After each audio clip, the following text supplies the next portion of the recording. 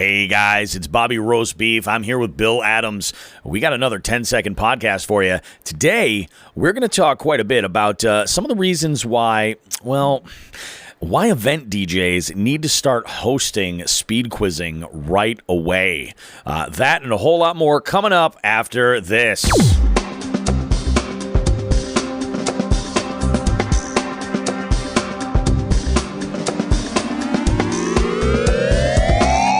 Hey guys, welcome to the 10-second podcast. I am Bobby Roast Beef, your host. I've got Bill Adams with me. Bill, how's things, bud?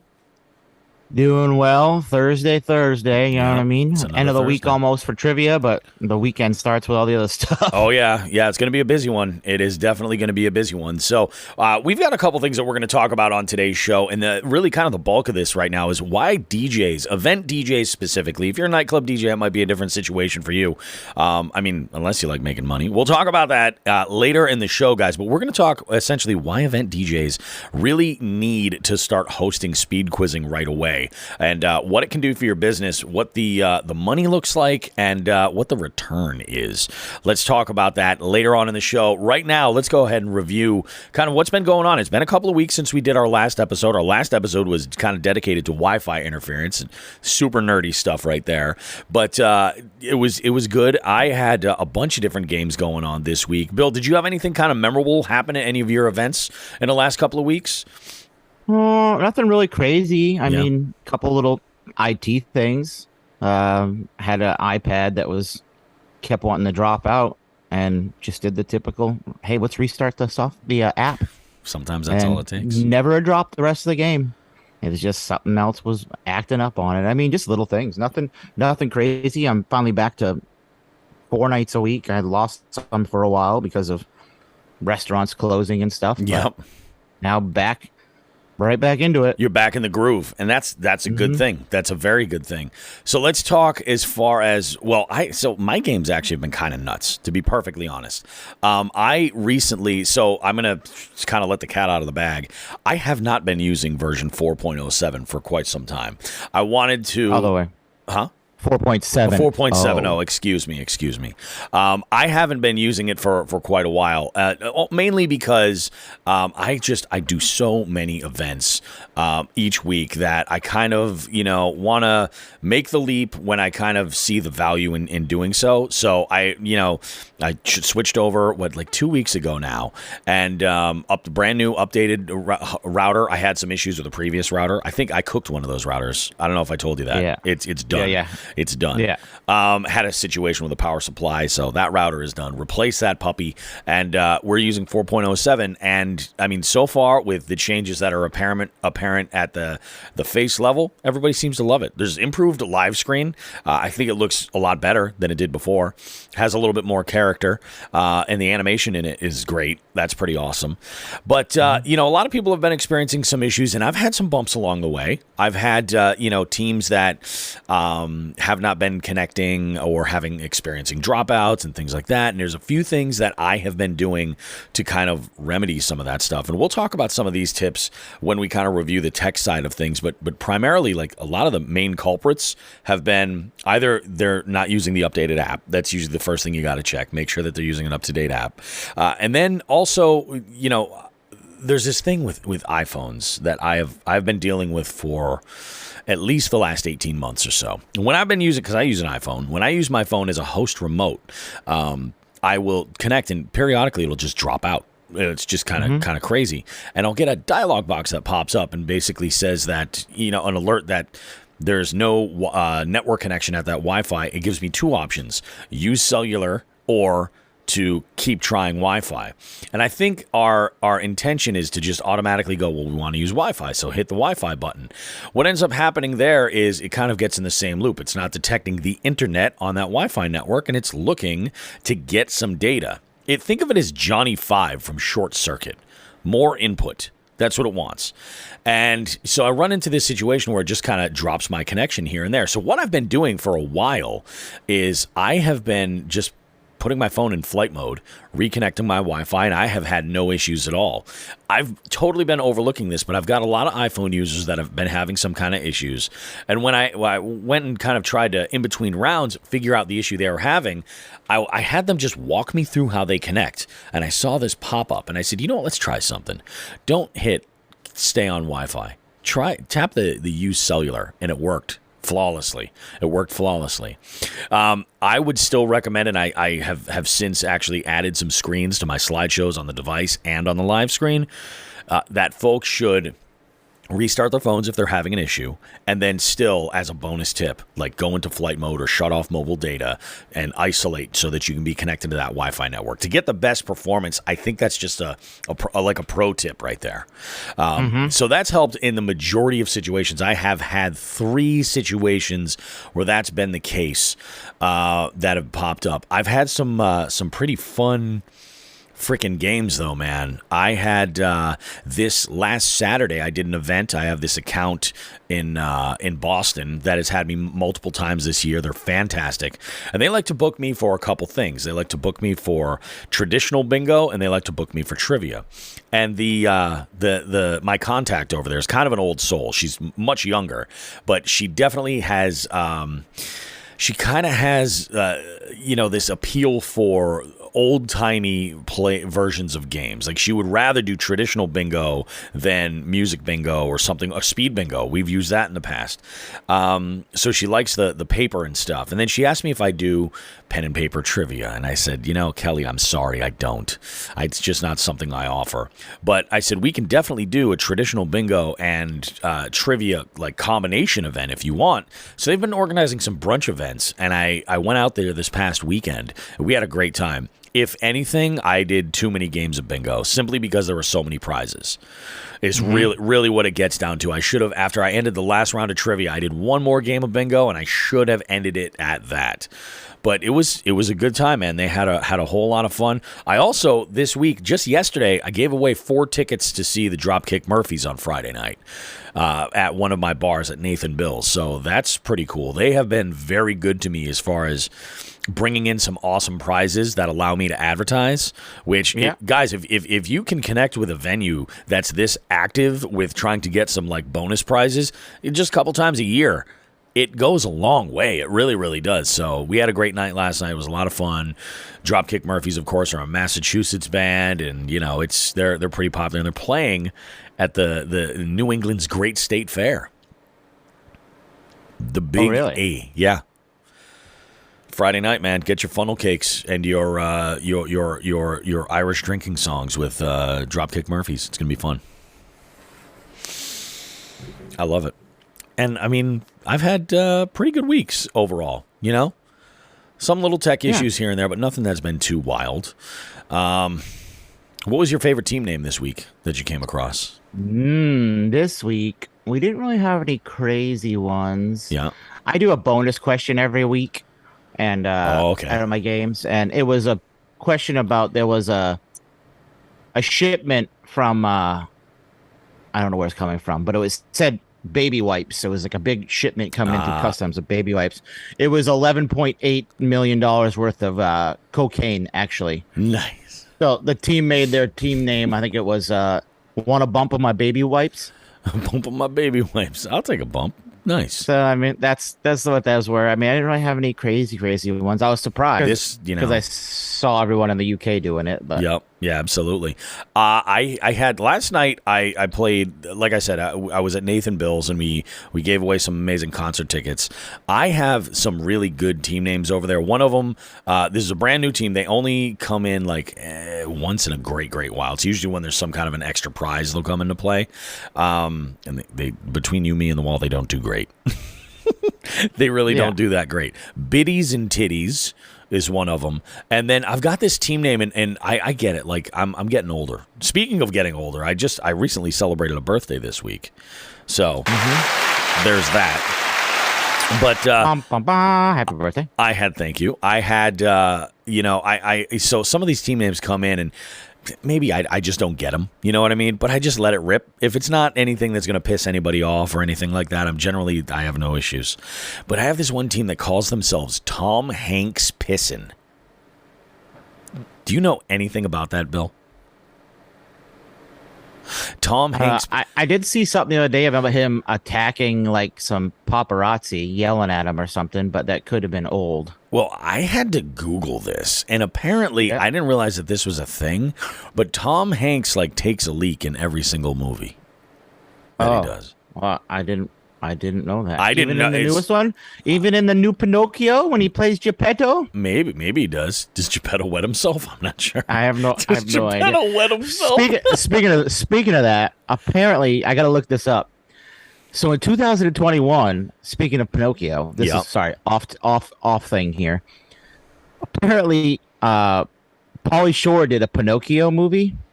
Oh my God! I saw something about this online. Apparently, it's terrible. It is super graphic and like apparently he's made of like fentanyl or something like that, and he'll like snort or like in cocaine, snort his own shavings to go on drug craze like sex acts and stuff.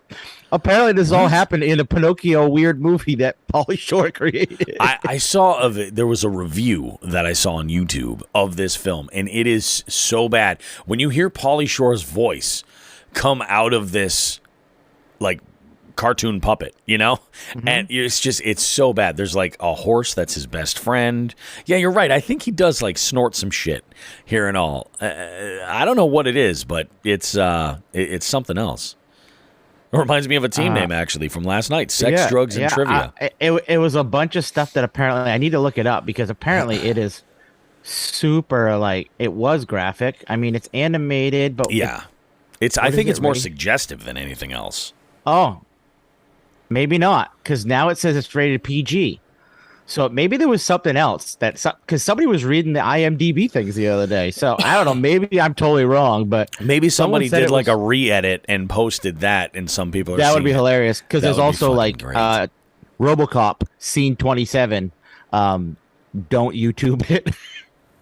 I'm just gonna put it out there. Wait, hold on. Now I have to. See, this is the problem. Let's RoboCop scene 27. I think that's what it is. Yeah. It comes up right away on the first. Here we go. Not the real one. Hold on. It's there's one called Shot for Shot remake. Is that it? I think that's the one. Yeah. It is the remake. Yeah, from Vimeo. Our RoboCop remake, scene 27, and it uses a bunch of the regular footage. Oh God! But then about a minute and a half in, it just goes wow. So here we go. We're doing this. This is 3 minutes we're gonna waste. Hey, it's because we love our listeners. Yeah.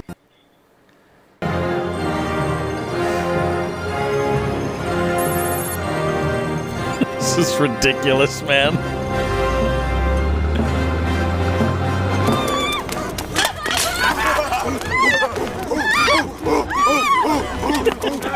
We don't want your money. We want you. Take it easy. We don't want to hurt you. Yeah, there's too much hair. I know. Let's give her a haircut. Hey, there's more hair down there. What the fuck?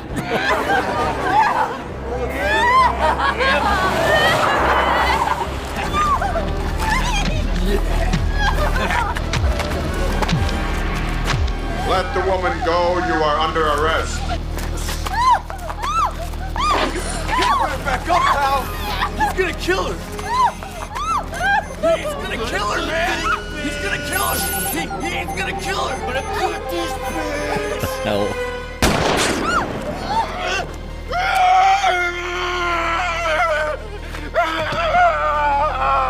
Your move, creep.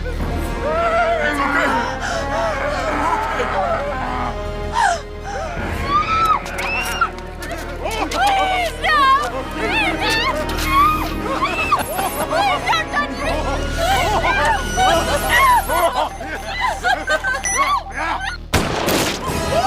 Oh my God!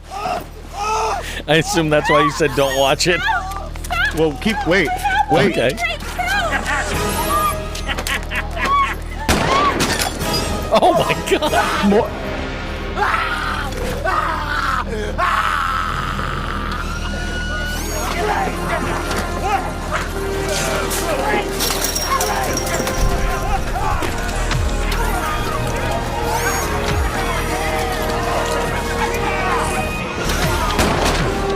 Oh my god.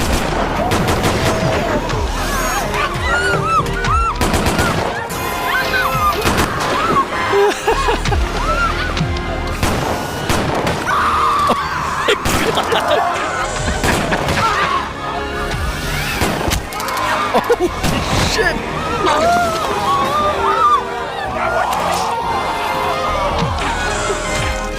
I told you. Oh my god. Oh Jesus Christ. Told you not to watch it. Fucking do it! Do it!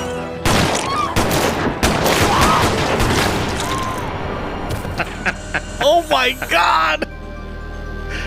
I'm sending this to my wife Madam, you have suffered an emotional shock. and my I co-host will of Jigs and notify a Bigs. rape crisis center.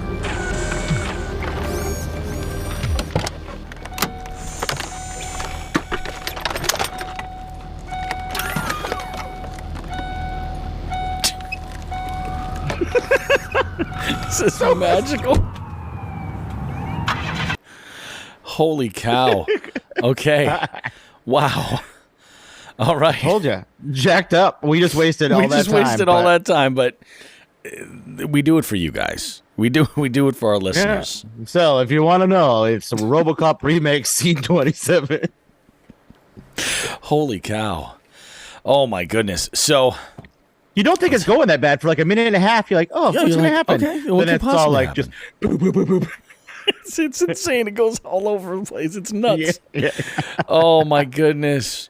So All right, so where were we? we were reviewing our weeks. I think we kind of summed all that stuff up Yeah. with all that. But let's before we jump into the main topic of today's show about why event DJs really need to start hosting a weekly speed quizzing event right away. We're going to talk about some of the tech issues that have come up this week and some of the stuff that maybe you guys should really kind of know about. Maybe you're not part of the groups and you don't follow this stuff. And obviously, we're going to leave the names attached to this stuff kind of out of it, but we're going to talk about some of the problems that have come up and some of the ways that, we try to give advice on how to deal with it. So let's go and jump right to it. Just this one's like the newest one. We had a user post about a no host found dialog box on their player's device app on a brand new laptop, and that should not happen. It's a brand new laptop. Why am I getting this? So let's kind of debunk what no host found means. Basically, all that's saying is that the device that you're trying to connect is connected to the quiz network properly, but it is not making a connection to the speed quizzing host software. That could be for a number of reasons. The speed quizzing host software might not be open. That would do it. Yep. That's a big one. I've had that before where I've been getting ready and I've had teams that are just a little too anxious and they go to sign up and they say, hey, I'm getting this error. It says no host. What's going on? And I go, just let me open the program, guys. Calm down. And you'll be all right. So it's that type of a thing. Now, if your program is open, what else could it be? Well, I'm going to tell you, a lot of the time, it's your if you're a Windows user especially, it's your firewall. And though you may have shut your firewall off, you went and you selected your firewall and shut it off, it actually doesn't matter. What we need to do here is allow connections to both public and private sides of speed quizzing to your firewall. It basically just allows it. It's like a gateway. Just lets it go right through. And this is something that needs to be done. Now, with a brand new laptop, 100% you're going to run into this situation. That's more than likely, I would say that's probably what he is experiencing. Mm-hmm. In fact, And I mean, the only other thing I want to put it out there in the ether is, for some reason, since some people have jumped to Windows 11, and technically Windows 11 isn't even finished from Windows. Yeah. There are some times on a new Windows PC when Windows 11 is installed, something on the install process from them has jacked up stuff. So we have found, few hosts have found that factory resetting the laptop on that Windows 11 machine tends to fix it from what we've found. It's something to do somewhere in their makeup of Windows 11 that just kind of Yep. blocks things. So put that out there for Windows 11's users. Sometimes you might just have to do that. Yeah, sometimes that's just how it is. You just gotta suck it up and make it work, and figure that out. But that's primarily it. In fact, the comments on that post right now is exactly it. New computer, firewall, and settings. I had the same problem. Definitely firewall. It's one of those things where you just, as a Windows user, you always want to think, well, have I done anything that may have changed on this laptop? And that could be something as simple as an update, an OS update, or even an update from the SpeedQuizzing software. It sees it as a new enough install, and then it's going to require you to go back and do this. So this is something that folks just keep forgetting about over and over and over again. It's the firewall settings. And even though you might have changed those settings and shut it off, you might have to go back and double check it. And it's pretty easy to track down and do. There are plenty of tutorials posted in the Facebook groups all over the place. That I think is primarily the big one. But that's what you have to realize. When somebody gets that no host found, all it's saying is that it's not making a connection to the software. And, sometimes that could have to do with the device as well. Restarting the device could help, Shutting off the mobile data can also be something you want to do. These are general practices that if, you want to get the best connection, you want to get the best performance out of SpeedQuizzing, having a device that is not running a million different processes in the background and, is not trying to connect to the internet for something is generally going to be one of your first steps. The other thing is just to make sure everything is all set with your laptop. But as a professional SpeedQuizzing host, you should be doing that anyway. Yep. What do we have next? Oh, this is another one that came up, and this one also just this morning. We had a user that had put up a post asking about updates on the app. We have various versions for Apple and Android, but Kindle is only showing as 5.3.5 for Kindle. And what is the story there? And basically, what it gets down to, John actually had commented on this and got right into it and said, as far as that goes, it's kind of in basically Google's hands to get it through the Kindle version to the Kindle App Store, essentially, is what it gets down to. Yeah.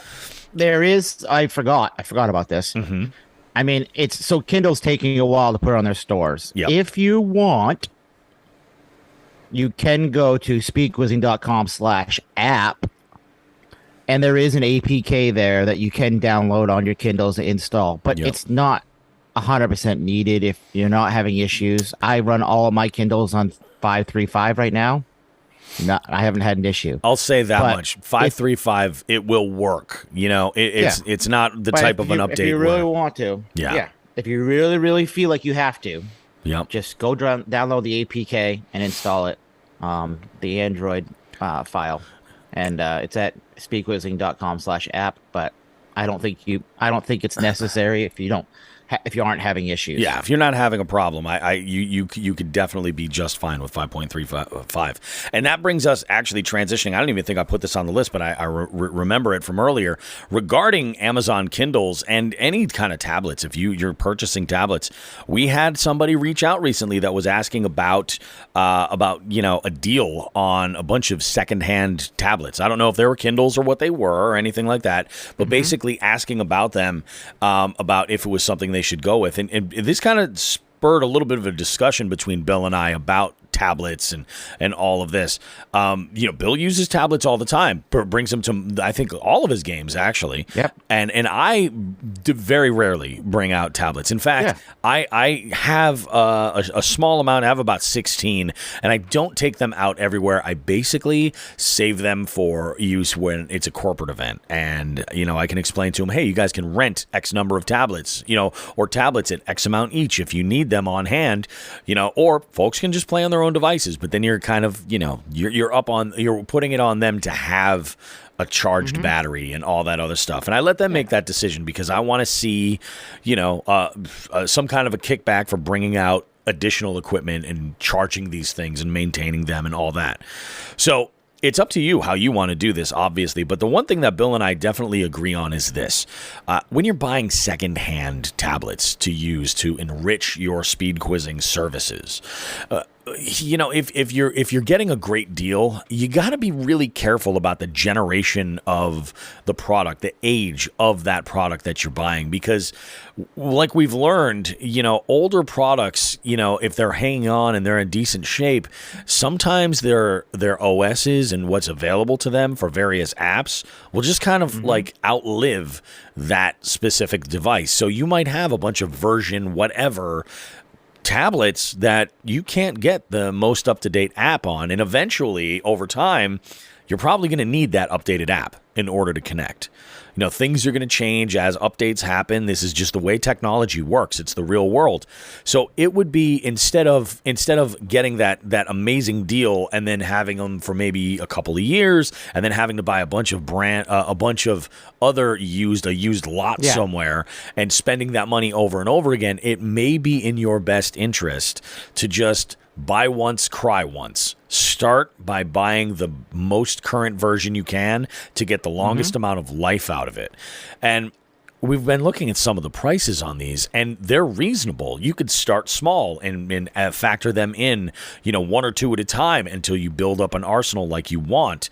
Or, you know, you just put that whole sucker on your credit card and then, you know, get yourself 25 or 30 of these tablets, and then, you know, go ahead and just make sure that for your other events, you're getting some value for it to kind of offset it. Like, you can run your business how you want. It's totally up to you.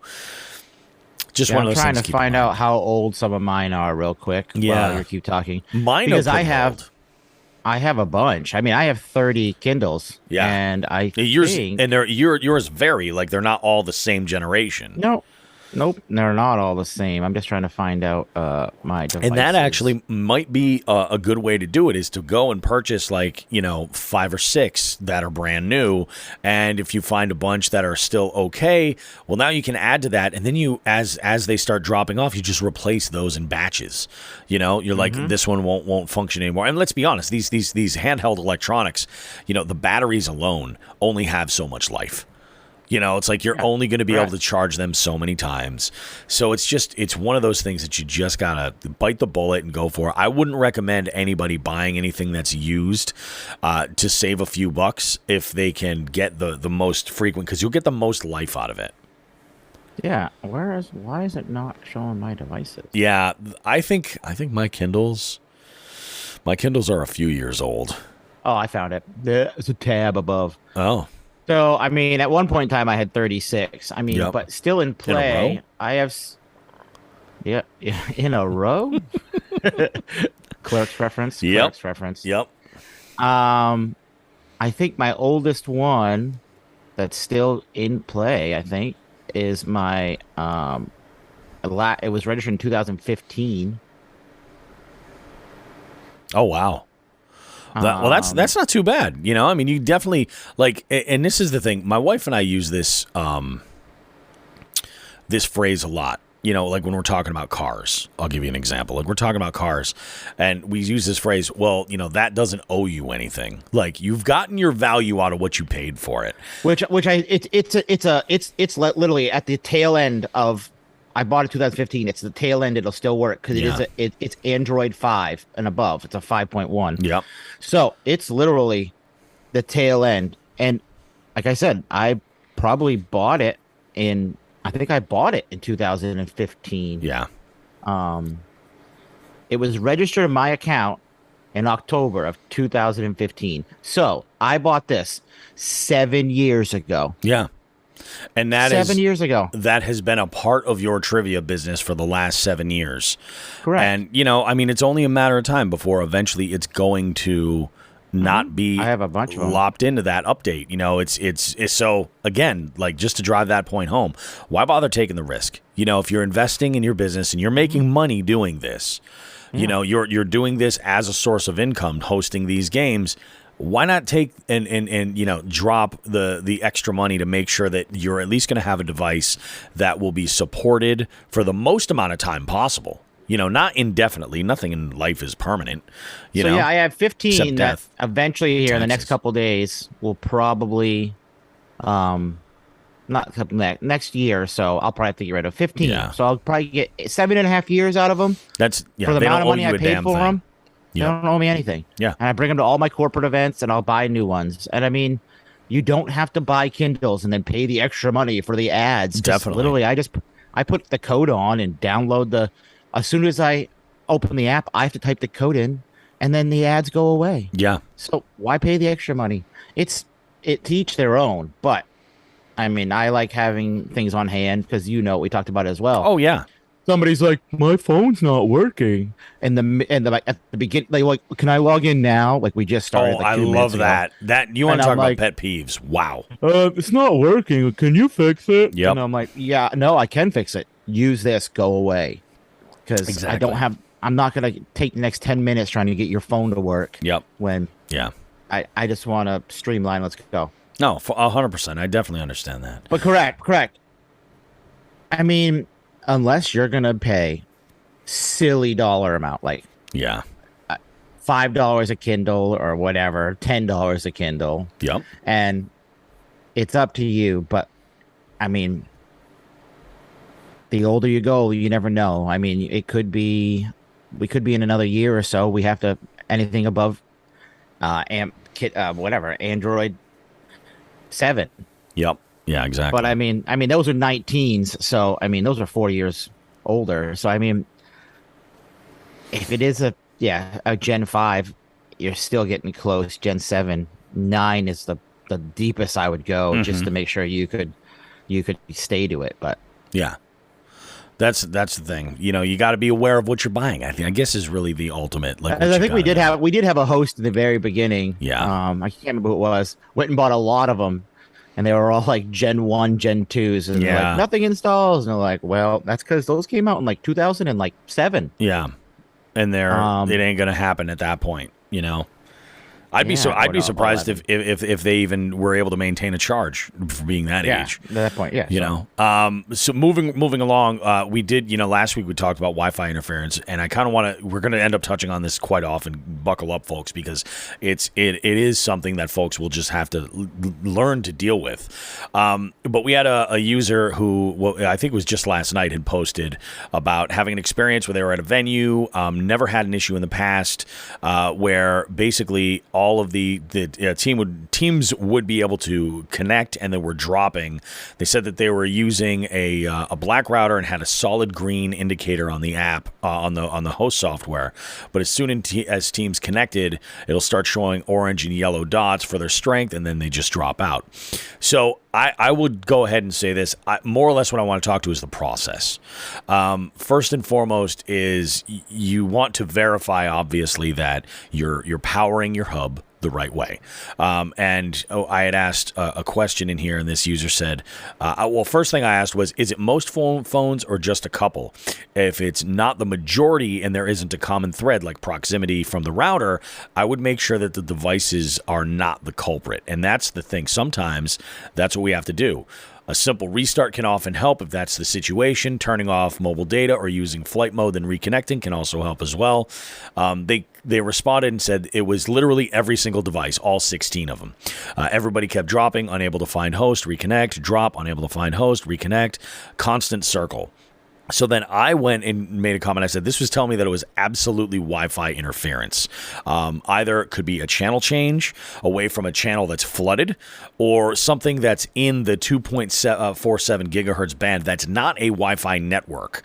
And that's what we would refer to as something that's environmental. So again, talking about like Wi-Fi band 2.47G items or products, devices that are existing within this space. And, there was another host that jumped in and said, we're having the same issue. Is it at this broadcast level scale? Had a couple of things, and I commented in here and basically said, start looking at your system because, are you using any wireless technology, mics and wired speakers that operate in the Wi-Fi band? They're absolutely going to wreak havoc on your ability to connect devices. It's just a fact. But by looking at what you're bringing in there, you're starting what you can control.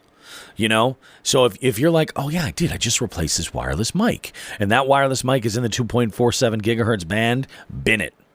chuck that sucker. Yep. Because it's not going to, like, I've got mics that I use that are in that band when I'm 100% never going to be using speed quizzing, like wedding ceremonies. I have a separate mic for wedding ceremonies, and it's in the 2.47 gigahertz band. It's for me, I love this mic. It's great, but I wouldn't touch it with a 10-foot pole if I was hosting trivia. In fact, when I've had to use it in a private event, I have to shut that mic off to make sure that everything works. So, like, just to throw that out there, that's something, look at what you can control. That's one thing. I also made a point that there are Wi-Fi analyzers that you can add on your laptops. The Microsoft Store on your Windows PCs has them. There is one on the App Store for Apple as well. It'll let you know what's going on with nearby Wi-Fi networks. And the thing is with changing channels, a lot of people say, change channels, just hit that button, just hit that button. Well, just hitting that button will change you quickly from one to the, basically from the extreme lowest to the middle to the highest channel. And the problem is with that is that those are default channels for everything. So if you have a lot of congestion, odds are you're going to have a good amount of congestion on those channels. Sometimes it's best to go in between the cracks. So instead of going between channel 1 and channel 6, maybe you do channel 3, or you do channel 8 or 7, or whatever is going to work best for you. You have to play around with it. Now, what I would say is, having this Wi-Fi analyzer is going to give you a snapshot of what the Wi-Fi networks look like alone. It's not going to give you that environmental situation. So bear that in mind. Basically, it's a tool to see the real estate that's being used by other nearby Wi-Fi networks. Sometimes being on channels 1, 6, or 11 isn't the best move, and operating in between those will typically yield the best results. And then the next question would be this. Inquire with the venue about any new technology that they might be using. It could be as simple as they have a brand new printer in the office. It could be a wireless POS system. It could be a bunch of different stuff. Little. We had this conversation, I think, in episode 1 about the printers for the kitchen. Lots of those are run wirelessly on Wi-Fi. So you got to be aware of what's going on there. I told him, I said, with this being the first instance that you've had issues with this, I'm guessing that some detail changed, and being aware of it will help you out in a big way. I had one once where it was, we were at an event and they set up the projector and the screen, and I was near it. And I wasn't near it, but the tables were near it, the router. I mean, the projector. The projector, yeah. And they kept getting dropping out. And then I went and looked at the projector, and the projector had its Wi-Fi on. And it was creating an issue right next to them. I turned the Wi-Fi off on the projector, and it fixed everything. There's no hang up anymore. And I hate to be the doom and gloom voice of this, but it does take detective work to find this stuff out. And unfortunately, no matter what you do to call us or ask us, you're going to have to do a little bit of detective work and figure out what's happening there, or find a way around it. Something like that. It might be changing your location in a room. If, if you're sharing a wall with a printer that is, using Wi-Fi and it's causing an issue for you, maybe you got to switch to another spot over there to make it work. Something as simple. If you're lucky enough and can identify what the issue is, just power that item down if it's not needed. If they're like, yeah, we can do all of our printing afterwards, we'll shut that sucker off. Great, something like that. Yeah, or change anything. Yeah. It's anything. You just gotta kind of jump around, and there's never always going to be just the.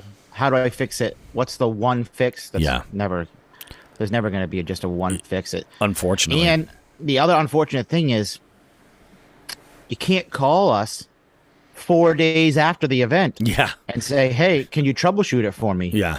Because we get this a lot. I can't, if you're not there, people aren't playing. And I mean, I can't really I can give you ideas, but yeah, that's ultimately everyone's like, well, I don't know. I don't know if that's going to work, or if it didn't. I tried that, and I was like, well, like I said, I can't do anything. I have to troubleshoot down a line to pinpoint things. And if I can't pinpoint things out that were being done in a certain order, I can't weave our way into a spot. Also, you can't change 14 things at one time and then go, oh, it's working now. Now you don't know what fixed it. Yeah.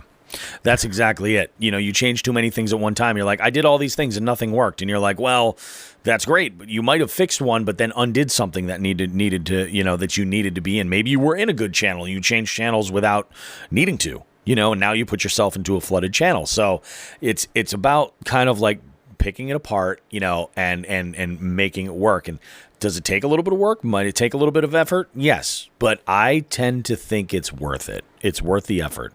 It's worth the amount of money that I make doing this to do what I got to do to make it happen, to try to provide the best service that I can for that. What I like to do is I like to gauge myself like this. I like to meet my establishments at a 1-to-1 ratio, where if they put an X amount of effort, they can expect that level of effort from me. And I'm very upfront about that. I'm like, I'm going to promote everybody's events at a base level. That's what I'm going to do. If you do nothing, I'm still going to do that. But if you go the distance, I'm going to engage the hell out of you, and I'm going to make sure that we're working in a good relationship to make this stuff work. So if it's a venue that's great to me and goes the distance, I'll bring in the ownership and management and say, hey, we got an issue. We got to figure this out. A long time ago, I had an event where the culprit was a broken microwave. Yeah. And you want to talk about intermittent. It was just whenever somebody ordered something that had one of these items that was microwaved, it would just drop all the teams. It would run for about 45 seconds, a minute, something like that, and then everybody could connect and it wouldn't be an issue. And we only found out after the fact, after they finally replaced the microwave. That, just to give you guys an idea of like what could be causing interference. It might be that wild and crazy. So let's jump into, I love these kind of work one right into the other. We're going to talk quick questions real fast, and then the round sharing etiquette. And I think this is important. So let's discuss quick questions. Recently, we had a user ask about a theme round, if anybody had put together a theme round or anything like that. And we even had, I believe, Bill, was it a text that we had from a user reach out asking about different rounds? And then, we had mentioned quick questions and they asked, oh, is that better or anything? You want to kind of riff on that a bit? Yeah, it was a text, and they wanted to know about, actually right now, they wanted to know if we had fixed clips rounds in this new version. So to put it in perspective, clips works, but it's kind of junky at the moment. It's got a little issues here and there. The problem why is because we use an outside other program for clips built into this. It's something we use outside in clips to do this. So it's not driving, and it has nothing to do with us. It's the other side of that software. We're waiting for that to get fixed and stuff like that. So besides that, someone asked if clips was working, and I said, well, it works. I was playing with it. It's just a little bit up and down. You got to do some work. But this is why I don't use clips anymore. I went to 100% quick question audio questions. So it's just simple for me. I can do multiple choice, first letter, number, sequence, whatever you want. And I do buzzing. Correct. And you can do buzzing rounds. Yep. And it's just quick questions can be done the same way. And it is super simple to write them. Once you know them. We also give you all kinds of references in your quick questions folder in your speed quizzing documents. That's another thing. If you guys haven't looked through those folders, go look. Yeah, because there's all kinds of stuff in there that you can look at and go, oh. But quick questions are simple because I try to explain it as in saying, quick questions. They asked me if it was, is it better than clips on the fly? Oh, on the fly. He also talked on the fly, and I said I go, it's basically a better version of on the fly because I can do one question with quick questions and just throw it in the middle of a game. I can write it real quick, or I can already have it prepped. Or I can also do folders with quick questions. An entire round. Yeah. It's an entire round of quick questions. So you can drop that right in, and all you have to do is drag it on the software, or if you find the folder, double click it, and it loads. Yep. No, it won't load. The folder won't load. Sorry. You got to drag it. Like other rounds. You got to drag it on top. But still, quick questions are a new version so that you can get all your text online on the apps, the software, live screen, without having if you want to throw something in the last minute. You can do it with a TXT with Notepad or something like that. Anything that does TXT files or MP3s or JPEGs. I would say that now let's just, I mean, we obviously we make the comparison between a clips round and quick questions. They are different animals. I mean, the clips round is a round with a specific set of rules. For those that don't or haven't used clips, basically you'll create a folder of various audio files and you'll play a clip and you'll tell your listeners, when you hear this, tap your screen. And that's basically what you do. It's almost like a scavenger hunt of audio. It's kind of cool. I've used it in the past before. Some people like it. Some people don't really care about it so much. I have been using quick questions to play Name That Tune in a Buzz in Advance style setting. For me, the way I like to host my game, I think it's the best way to go ahead and do this. So what I'll do is I'll create a folder of MP3s, and I will rename those MP3s. This is how you write quick questions. You rename the MP3s using a specific string of code. And within there, you have the body, the answer, and the options, everything else. In fact, to make life easier, SpeedQuizzing has these templates built for you that you can copy and paste and then just edit all of the questions and design it however you like. I'll also say that when it comes to doing quick questions for audio files, you get a lot more options than you do with the clips rounds. You have the ability to, like Bill said, do keypad style where you do multiple choice. You might be able to list some, funky alternate, trick answers in there or something to make it a little bit more difficult. You could do, numbers, and you could do what was the year this song was released, something like that. There's a lot of different things that you can do using quick questions. So it's not that it's very difficult to say, oh, is it better than this or better than on the fly? It is, because it gives you that polished speed quizzing product on the live screen, on the devices, everything else, and it provides all that stuff. So it looks very seamlessly, but it does so in a way that you don't need to be using Question Manager in order to do this. You can use different files like audio and text to, create image files too. You do picture questions that way. So you can use media and not have to use Question Manager. You can create these things relatively quickly. So that's the whole purpose there. Let's walk through actually the quick questions folder so that people kind of get an understanding here. If you're looking at your speed quizzing host software, on the top of your screen, you'll notice right where it says total players / teams, you have a series of buttons right next to the router icon. You'll see a folder icon, and if you click that, that's automatically going to pop up your Speed Quizzing 4 Documents folder. Now, in there, you'll notice a bunch. If you're using 4.7.0, you'll see a bunch of different folders. You have a folder for bingo, config, player images, quick questions, sample quick questions, sounds, your clips, pictures, and quizzes. All of the stuff for your game is located in the Speed Quizzing 4 Documents. It's all right here. But if you go into sample quick questions, right, and you want to take a look at what this is all about, there are, even without ever writing any quick questions anywhere, you've got folders, free Buzz-In Advanced 20 question quiz in this folder. You can go ahead and open this and see how they're written. How does this work? Just go ahead and expand that window. You see the code right there.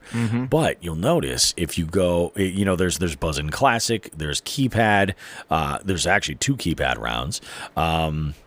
There's a free sequence question round. There's voting questions. And then there's some nearest wins questions as well that you can go ahead and grab. There is a document quick questions help. That will help you out to kind of get you started. And then below that, you'll see a templates folder. And if you open the templates folder, it gives you basically a template for Buzz-In Classic or Advanced, letters, multiple choice with extra info, multiple choice without extra info, numbers or nearest wins, and voting questions. And by programming all of these, you get yourself in a position where you're good to go. You can play around with so much stuff. And essentially, they're either text files, image files, or audio files. Yep. And it's seamless. It's seamless. It looks fantastic. So that brings us... Like we were saying, you could have one question, and you could be in a familiar game, and if you liked doing I asked a question about Back to the Future. Now I want to ask another follow-up question. Yeah. I could literally write it real quick in the text file for in TXT or Notepad, and I can save it and drag it onto the mid-game, and it'll input it as the next question. Yeah. So you can add it real quick, and instead of just doing on the fly and having the question marks, it actually gives you the text. It gives you it everything looks you like want. it was part of the quiz. Yes, and you're ready to go, and no one's the wiser. And I think that brings us to the last sort of like tech or post reference that we want to bring up here, and that's round sharing etiquette. You know, folks love, it's one of the questions I think that we get most is, can we write our own rounds? Of course you can, absolutely. We provide Question Manager. You've got the ability to do quick questions, things like that. There's various ways now that you can input your own content into speed quizzing relatively easily.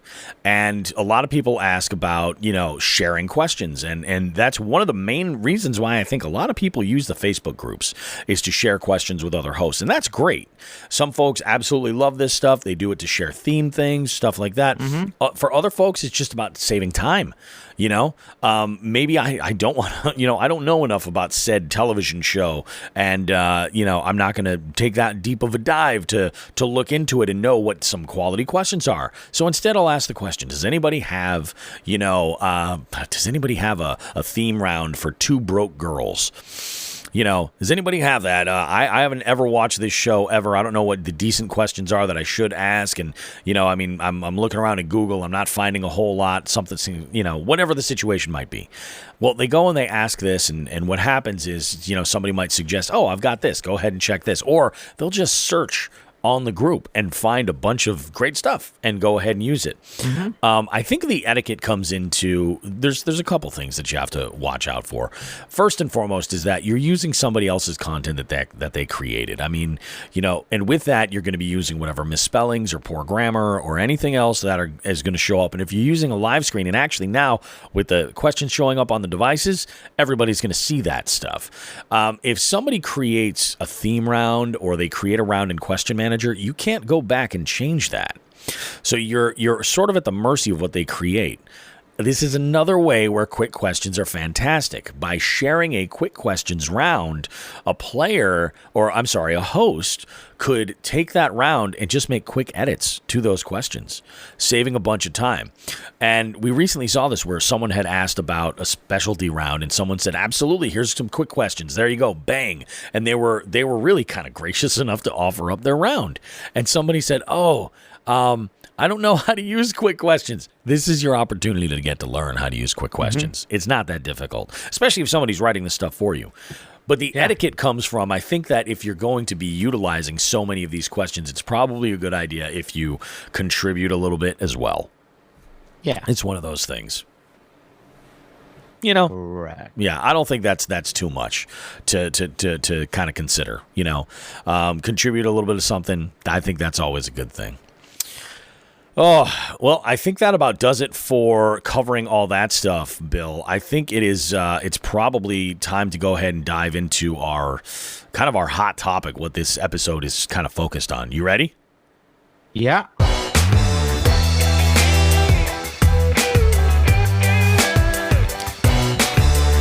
All right, here we are, guys. It's our second half of this episode here. We're going to talk about why DJs, event DJs specifically, need to start, they need to start hosting speed quizzing events. Why is it? There's a laundry list, and this is a conversation that I've had at length with a lot of folks at the trade shows that we've done in the past, specifically the DJ ones, of course, but there's a couple of elements that are sort of come to mind right away that make just perfect sense. First off is that, and the one I usually lead with is that having a week, well, let's actually back up just a hair. I often will talk to DJs, and Bill, I'm sure you have too, where we'll say to them, oh yeah, this product is great. You can go into a bar and, you know, set up a regular weekly event and, you know, make some extra income and do this. And we often get met with, I'm not interested in that. No. I don't want to work in bars. Like somehow that's like a step down. But instead they're interested in using this for private events. And which makes sense. I mean, there's amazing money in this in private functions. If you get corporate events, office parties, obviously, you're talking about, and for the smaller events too. But it also works for weddings. It also works for birthdays, anniversaries, reunions, lots of different things that this will work for. Now, we came up with a little bit of a list of things that this will do to kind of benefit you, how you can grow. And the first one is that it adds another tool to your toolkit, like of entertainment, your products. And what that ultimately does by adding an additional sort of tool, it adds perceived value for your overall business. Somebody looks at what you're doing and they're like, oh, you're a DJ. Awesome. Well, how do you do X? Or, what kind of stuff do you play? Or, if you're a nightclub DJ and you've got, mixtapes that, you can pass out, or you've got, links to sound Mixcloud or something that you want to share to show off your skills, I get that. If you're a turntablist, I get that. But if you're doing events and you're facilitating music, PA, lighting, all of these other things, by adding in games that can engage folks, you're giving folks something else to do. Because let's be honest, it's your average corporate event. When was the last time, Bill, that you did a corporate event that had a banging dance floor?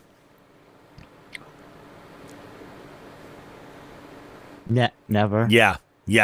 Mainly because, it's at corporate events, it's a bit stuffier, I would say. Well, yeah, I think the problem is I find in a lot of corporate events, everyone's afraid to let loose around the boss or other people. They don't want their other people to know who they are. They like to get freaky deaky. Yeah, that's very true. They don't want to jeopardize their the opinion that people may have at them. They don't want to, and nobody ever wants to be the one to break that ice. You know what I mean? I'm not saying that you won't have some people that'll dance at an event, but let's be honest. Like, as a DJ, the primary focus that folks are thinking of is like, oh, there's a DJ. Yeah, dancing. That's great. I agree. I love a banging dance floor. I do weddings often, and I love it when I get a bunch of people on the dance floor, and I have a blast doing that. But corporate events are a different animal. So if you can add a little perceived value to what you're offering the table and say, oh, hey, company X, I would love to do your holiday party, and that would be great. But, to kind of make sure that everybody's a little entertained, or maybe you guys have prizes you want to give away, let's go ahead and facilitate a short game that'll keep everybody engaged. They can all play at the same time, and we can even customize it to make it about your company and employees and such and such. What would you say to that? Well, you've instantly got their attention, but not only that, now you're adding to that price tag that you want. You're able to get more because you're bringing more to the table. You can engage a bunch of folks. So you want to keep that in mind, that this is a tool, and it's a tool that you can definitely use for private events. But we're talking specifically about getting those events and getting in here. Here's the main thing. First and foremost, this is a referral factory. If you were to set up a single event, right? If you're a single operator, you're not a multi-op, you don't have a bunch of employees or anything, but if you're a single operator, like I am, and your booking and Bill is, if you're hosting one speed quizzing event every single week, you're basically creating a little home base where folks will see what you do, get comfortable with you, and then they'll also be able to reach out and book you for events because they've already got a rapport. They've got some kind of a routine. And lots of times what you'll find is that your regular players, somebody might ask them at work, or just a family member or something. They might ask about, hey, I'm looking to book some entertainment for an event I'm having. And you'll find what'll happen is lots of times that regular at your event will say, hey, you got to come out with me on Thursday night. Come out with me on Thursday night. We'll get some appetizers and a couple of drinks. You just got to see this guy or gal.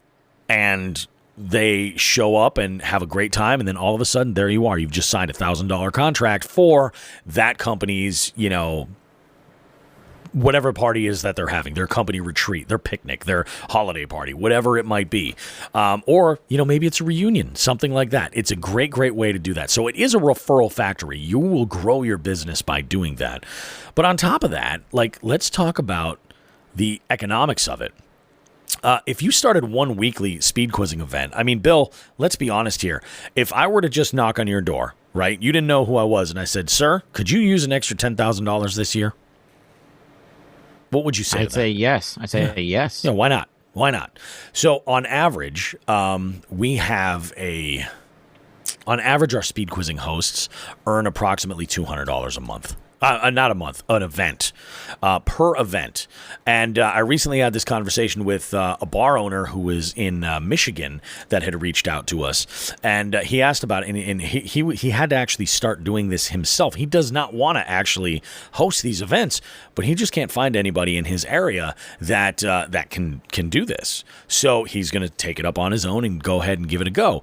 And he asked, he was like, well, what's the average user? Like, what do they make generally? I said, typically, we've polled, and this was a little while ago that we did this, but the number we came up with was right around $200. That's in general what most people are making per residency event. We're talking about events that are in bars and restaurants. We're not talking about private events or anything like that. If you guys are charging that much for private events, you guys are giving away the farm.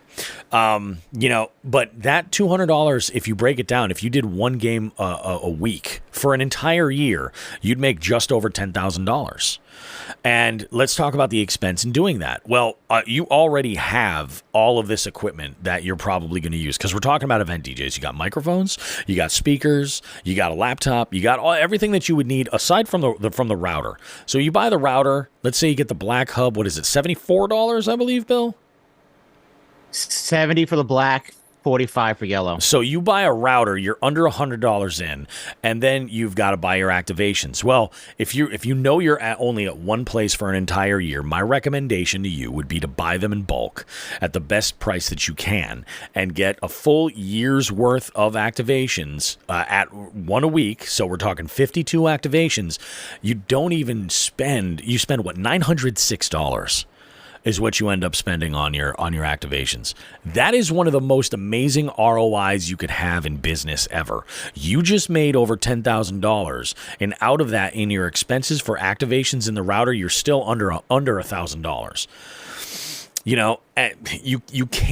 You can't turn that down. So not only are you creating a referral machine that's going to ultimately, this is going to generate referrals to you because you'll be growing as a performer, and we're going to get to that as well. But now you're also putting extra money in your pocket. That's not a bad thing, considering that with speed quizzing, you don't have to write a bunch of custom content. You have the ability to use the stuff that we provide, but you can always make edits. You can do custom stuff if you like. The world is your oyster, so you get lots of flexibility there. But the reason why it's so nice that we give you content is because time is money. If you spend a whole bunch of time writing trivia, that's why a lot of people get out of hosting trivia events when they do pen and paper, because they're just sick and tired of writing all the stuff. So they put it down, they don't come back to it. This way, you use the quiz packs, great. You facilitate a game, and you look at the long vision. Yeah, you're going to have some questions that you don't love. It's going to happen. But you know what? Next week, they won't be there. You're correct. It's like, it's all, our content we give you it's free. It's just there for you to use as you will. You don't have to use it. We're not saying you have to. Other software companies say, no, this is what you get. Yep, exactly. If you want something custom, you pay us more money. Yeah. But we don't do that. We just give you questions. Yeah. If you don't like them, don't use them. You don't have to You're use them. Upset about them? Yep. No one twisted your arm. Yep. You can definitely edit them quickly and easily using Question Manager, re-export those rounds. You've got them. You're good to go. So we got that. So for the little amount of time investment that you're doing and a small amount of promotions, and we're going to do a whole episode on promoting your trivia nights. That's coming. A small amount of promotions, very, very little money up front. You stand to make, again, over $10,000 from that one, and that's if you didn't book a single event on top of that. Let's say you book 5 corporate events at $1,000. You just added 50% to what you brought in. Now you're making $15,000 that year, and it all stems from that one trivia night. That's a huge deal. So there's that. It is a referral factory, and the economics, they add up, and the time management definitely makes it even easier than that. Let's talk about well, we kind of did already go over engaging attendees at other events using this game. Let's go ahead and talk about some of the things this can offer you. Let's say you're a Well, I think I recently saw a post in a DJ forum about this, where a disc jockey from somewhere in, small Townsville, USA, had posted saying, I'm getting really, really confident mixing music and, selecting music, reading a room. People seem to really have a great time at my events, but I'm not really confident when it comes to being on the microphone. Ding! This is where speed quizzing comes from. Right here. Right. If you host a regular trivia night, it's a fact that your abilities, your mic skills are going to improve significantly and quickly. There is no other way to get better at something than to just keep doing it, and put a little bit of insight into ways that you can improve. You'll learn that when you're on a microphone, your breathing is going to adjust for what you're doing. You're going to learn the way to project in a way that, folks, and you're going to be able to get people's attention and have them in the palm of your hand. You're going to learn timing. You're going to learn all of these things just by being on that mic as often as possible. And the main issue with mic skills is not a technical thing that you can learn. A lot of people are just really shy about being on a microphone. Mm-hmm. It's not comfortable to them. They don't really kind of grasp it. And by putting yourself in that position, you get the benefit of improving tenfold.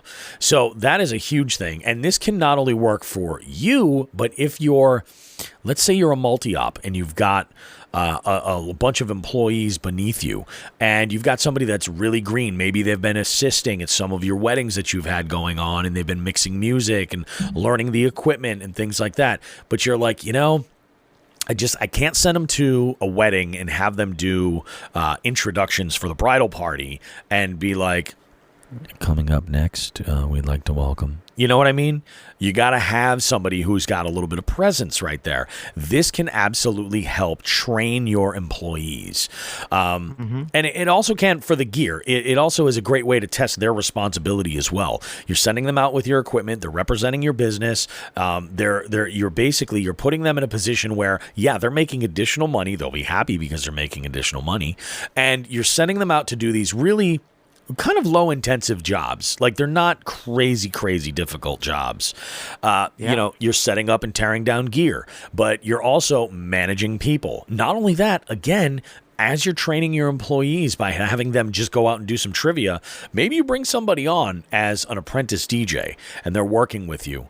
And then you say, all right, we got to get you up to speed with your MC work. You got to start building some confidence that you can trust them to go out and set up and tear down a gig and not have everything go wrong. Why not send them to a trivia night where it's a lower dollar amount, over for that one individual night versus sending them out to a $3,000 wedding and having the whole thing go like crazy, and then the bride's upset because, that newbie DJ ruined her big day. Something to keep in mind. So training employees is another great way to take a look at this here. Now, let's talk about tips on how to get the most out of speed quizzing for promoting yourself. Let's say at this point you're listening to this podcast and you're thinking, wow, I really think that this guy is right. This fat, balded, bearded son of a bitch is so right on the money that I need to build this into my repertoire for services to kind of do something. Well, how do you get the most out of making a referral factory? Speed Quizzing's got you. They've got you in a couple of different ways. So if you don't know, Speed Quizzing has what's known as the live screen. All right, and the live screen is basically an output as an extended desktop from your HDMI out on your laptop. Yep. Connect it to a screen, and what you can create there's a setting for slideshow.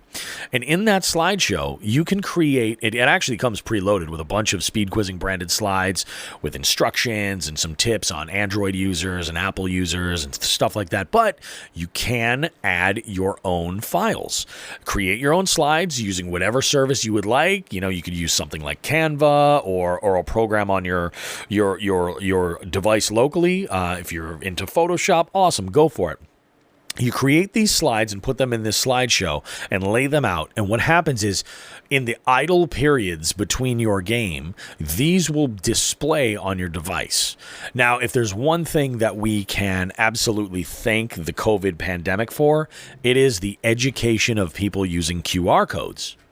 And if you create a couple of slides with QR codes, hey, I'm available for private events. Scan here to book me. During your game, in those breaks, before or after the game, leave that screen up and it will cycle through, and then people can then scan that code and go and give you an inquiry, inquiring about, hey, I'm having a housewarming party in my brand new apartment. I'm interested in doing this. What would it cost? And you go ahead and create packages for this stuff and generate more work while you're there. The other thing with the live screen is that you can actually sell advertising space to other companies. There go making more money on a regular trivia night that you're already doing. And this is easier to do if you do multiple trivia nights because you're being in multiple places with more eyes to see the ads.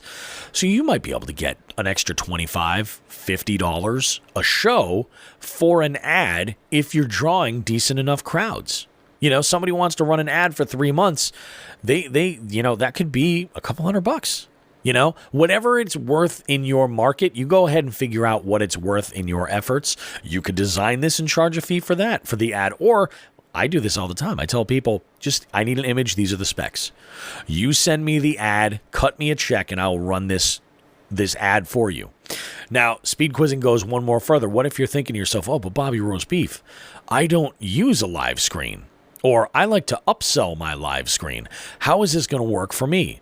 Well, this is how it's going to work for you, because the devices themselves have their own slideshow.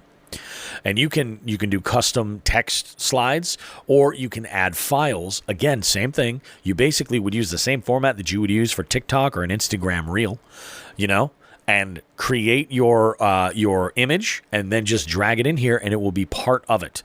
And I'll give you a couple of examples. I like to do a birthday bonus. And instead of having to make an announcement, because once I do that, it's everybody's birthday, I like to leave a slide on somebody's phone where I say, hey, if it's your birthday, bring your ID up here and show me, and I'll give you 25 points. But you got to do it before the first round starts. And I get a couple people that come up and they're like, oh, wow, that's really cool. And they see that. So that's one of the things that I put on there. I also sell these as ads. I like to lump mine together, and I tell the advertiser when they ask, where this will be seen, I tell them that if I'm using a live screen at that location, an ad will be shown there. If I'm not, it will be shown on the devices. And if I'm somewhere where they do use a live screen, then it'll be on the devices. They'll get double that day. So it's always on the devices. It'll, and if I'm using a live screen, bang, it'll be there too. Of course, I delete my ads for private events. I'm not looking to advertise. Yeah, I hide them. Yeah. Which is a cool thing because a lot of people don't know. Yeah. Uh-oh. My trash guy's here. My dogs are barking. Uh-oh. It's okay. But a lot of people don't know that we based everything before on fastest team on live screen or whatever. Now it's on the devices. Yep. So it says this team got the fastest. So we've pretty much incorporated everything that was on the live screen on the devices. It's on the device. Yeah, exactly. So I've been saying from the beginning, the live screen is an enhancement to the game. It's definitely not required to play. They get everything now on the device that the live screen really would possibly give them. They get a scoreboard. They get they get the team names now when they get the fastest correct answer and such. They also get. I'm watching Bill scramble to get his garbage out to the trash guy right now, and it's hilarious. But there's a lot on the device now that I think a lot of people don't realize. And this is one of the reasons why I often recommend that that players or hosts rather get that player aspect. If there's another game, a host in your area that does an event that you can pop in on and kind of get a look at and sort of get that player's perspective, cool, go ahead and do that. But it's just as easy as maybe taking another device, maybe one of those Kindles or something, and connecting it as a team just to see what's going on. If you don't want to do this at a public game, then just walk through a game and don't read out every single question, but just watch what's happening on the device as you progress through your regular rounds, and you'll see and have a better understanding understanding of what the players are actually seeing on their device. It's pretty simple. It's pretty easy to kind of get a grasp of, but it's definitely one of those things that I think that most hosts should, at least if nothing else, see what on the most current app, what the players are actually looking at. Because I think ultimately it'll make you a better host to be able to relate with what it is that they're doing. And that is like super, super important, is to be able to relate to your game players and figure this stuff all out. I got to tell you, Bill just put his headphones back on. I can't believe I rambled for that long about using the screens and references, referrals and everything. As long as I did, I think it's pretty good. I think I knocked it out of the park right I'm there. sorry I had to run. We had somebody show up and dogs were losing their minds. It happens. Don't worry. I'm surprised my dogs haven't been barking. I left my basement door open so they can hear me. I'm surprised that they're not losing their minds, but they're dumb. They're dumb. Little Boston Terriers. I mean, that's the whole thing, folks. I think that, using that device and seeing it firsthand and knowing what your players are experiencing definitely helps you provide the best service.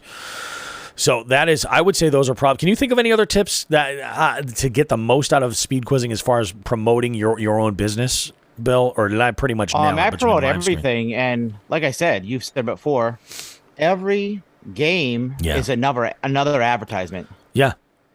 Yeah, every game is another advertisement. And actually, this brings me to a point I didn't even put on this list, but Bill and I were kind of talking about this before. Putting your best foot forward. Bill had shared that recently he's returned back to a venue where he has a different sort of client over at this venue. And this client generally, they make some money. They're doing okay. Mm-hmm. It's just it's one of those things where I think if you pay attention and, you don't want to pander to your clients necessarily, you want to give them something dynamic and interesting, but if you cater to what they need and you can provide the best show possible, that can lead to many, many more referrals down the road. Yeah. And that's all I have to do here. It's like, these guys definitely have, they're definitely a different breed, and I kind of tailor my game a little bit more to them, but, I get a lot of referrals from this group because they're all, let's just say, they're all in higher places. Yeah. So I get a lot of corporate stuff from this place. It's not a bad thing. It's a good thing. It's like I said, referral factory is not an exaggeration. It's very accurate.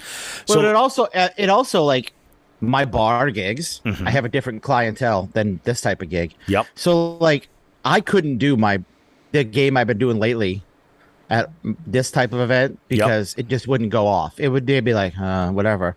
They want to have a little different, and me tailoring it a little bit more to them gets them to call me to do all their Christmas parties and all this other stuff. So it's like, make with it what you will, but sometimes a little bit of effort does help you. Oh, absolutely it does. Absolutely. So for this last sort of element as to why event DJs need to start hosting SQ events right now, why speed quizzing is going to add to your business, let's throw this one out there, and I want Bill to kind of go on this, is why speed quizzing and not another form of game?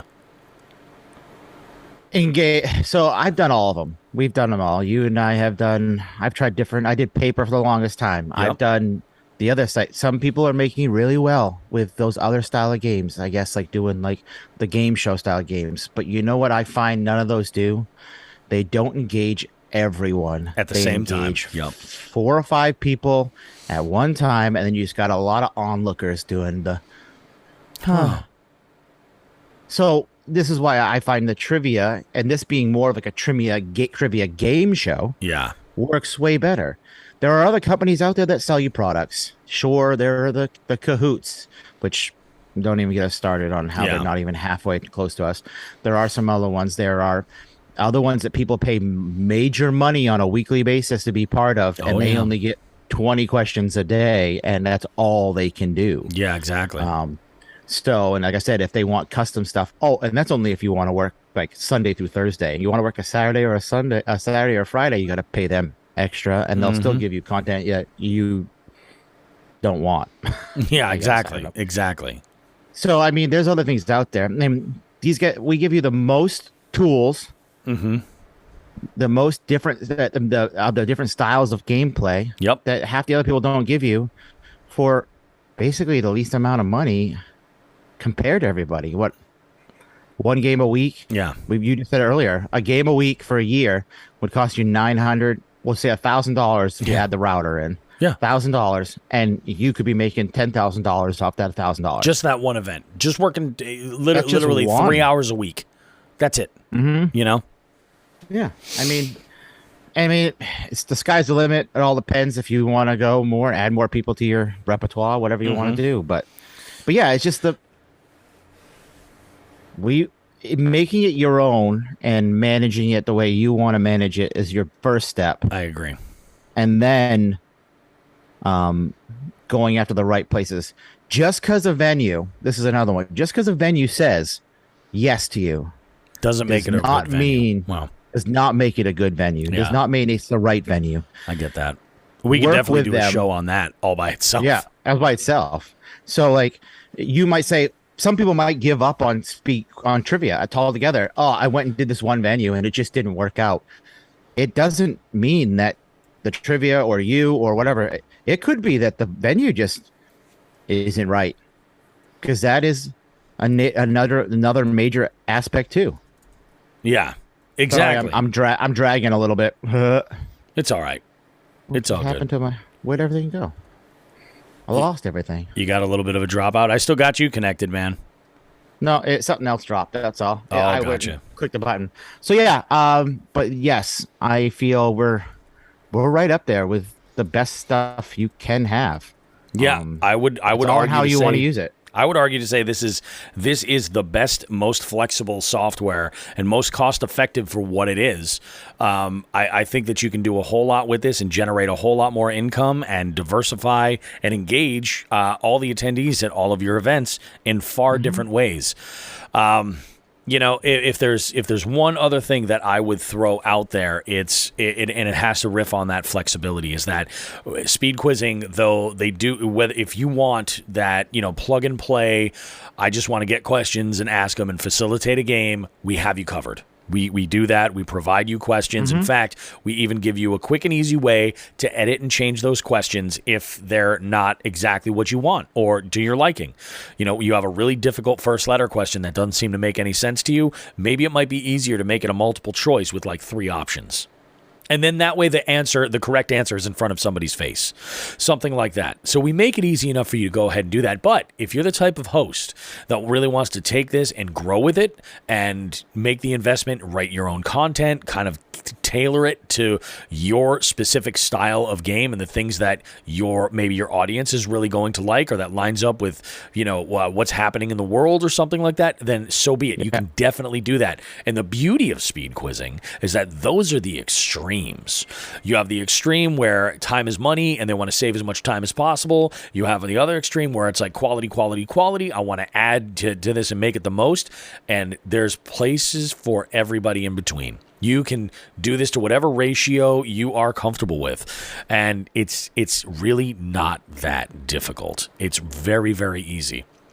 I do want to add, getting to the one final note that I want to throw out there was about question content and quiz packs, and I would tell you there are we hear this all the time where people, they make this assumption, they're like, oh, it's a British game, it's from the UK, so you know the question content is more for that market and it's tailored towards such and such.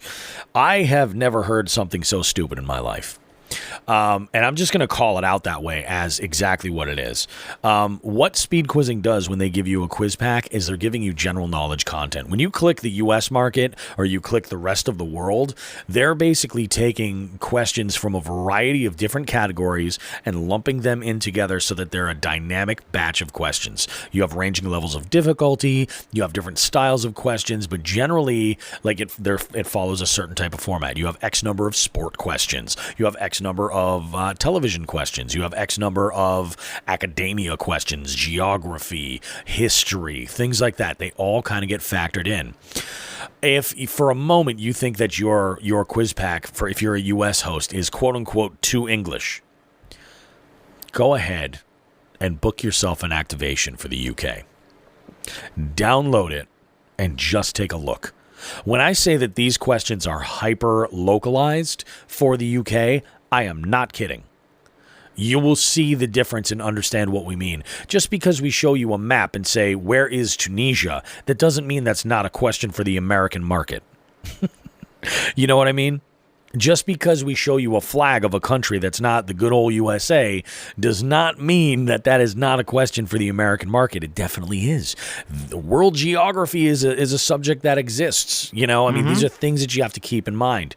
You know, on occasion, you might get something that's kind of leans a bit more toward a European market. And guess what? That's meant to be difficult for an American market that is intended that way. That question should be challenging. But then again, I can't even tell you. I can't even tell you how many times I have had a question pop up about an NBA player, or specifically about the Naismith Basketball Hall of Fame here in Springfield, Massachusetts, while I've been hosting a game inside of it. That's one of my weekly games. I am at the Basketball Hall of Fame at a local restaurant right in there, and I have had these things pop up, and you would think that they're just super easy. So people flub these questions too, you know? So it's like, if for a second you're like, no, I think that these questions, I must have clicked the wrong quiz pack. We can look back and see, like, if you did or not, if you genuinely think it. But if you just want to get a barometer as to, like, how English are these UK questions, just download that sucker and see. It is, you will not, it's like a whole other game. Correct. It really is. And don't assume that we know where the software or the question manager knows where you are and is going to give you questions that are only based around your, I don't know, 300-mile radius of where you are. So, because that's all the people in your area are going to know. I'll give you another example with exactly that. I had a question come up. This was a long time ago. It said, in what U.S. city would you find Logan Airport? I'm in Massachusetts. That is the dumbest question I could have ever asked my audience. Correct. And it just doesn't know that. It's not. Yeah. That's why having a quick question that is ready to drop in there would help. If you flip on one and it's a dud, you're like, okay, I'm going to throw this one instead, and then skip. You can always skip a question. I like to go painfully, no matter what. I like to go through every single question of every single quiz pack I get. And I let my audience know that, hey, you know, I'm going to butcher some pronunciations of some words, and it's always a crapshoot. I do so many games a week that I utilize this as a tool to be able to just get the general knowledge done. I can focus on the musical rounds each week and everything else, and any other special events or side tournaments or whatever we have going, illegal gambling, whatever it might be. You know, we go ahead and I can put my efforts there. So it's just one of those things, you know. Mm-hmm. I'm gonna get off my my high horse here. Good stuff. Well, I guess that gives us a lot.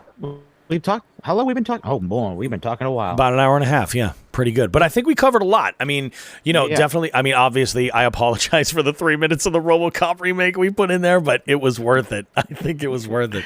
You guys can go Google that if you want. Go ahead and Google that. And Scene 27 remake. Yep. RoboCop remake. Scene 27. We warned you. Yeah. Not safe for work. Not safe for work, 100%. And if you're underage, this is not appropriate for you either. Correct. Yeah. Correct. Oh my goodness. You got anything else you want to add there, Bill, before we say goodbye? I think I'm good today. We'll come back with some more stuff in a couple weeks, and I think I got a couple other things we can talk about. I think another one we'll probably talk about in a couple weeks is going to be, I've been asked a lot lately, changing sounds. Oh, changing sounds is huge. We'll debunk that one next episode. Yeah. We'll talk about that for sure. Guys, go ahead. Have yourselves a great week. Good luck out there. You know, to promote yourselves right, make sure you tag Speed Quizzing and Speed Quizzing US and all of your posts on Facebook, social media, definitely Instagram. We're trying to do more and more with that, guys. And if you like the show, if you have anything you'd like to suggest to us, you can always email myself or Bill at either bill@speedquizzingusa.com or rob@speedquizzingusa.com. Thanks so much, everybody. We'll see you guys in 2 weeks.